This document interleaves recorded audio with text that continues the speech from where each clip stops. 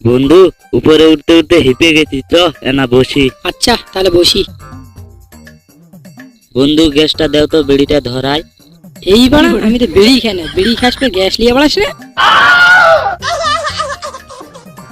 বন্ধু তুমি তো বিড়ি খাও, তুমি দিনে কয়টা বিড়ি খাও? মামনি, আমি চারটে বিড়ি খাই।